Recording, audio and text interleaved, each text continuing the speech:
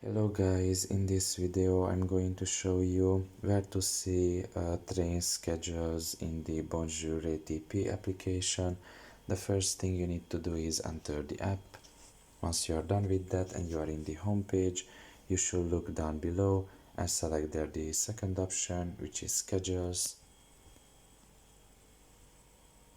And here you can just press on train schedules or metro schedules or tram ones. You can basically press on any of them and you can see here basically the lines. You can just select one of them and you will be able to see these schedules. If you scroll down you can see the hour and everything. So yeah, this is pretty much all about it. I hope this video was helpful to you. Thank you for listening and see you next time. Bye bye.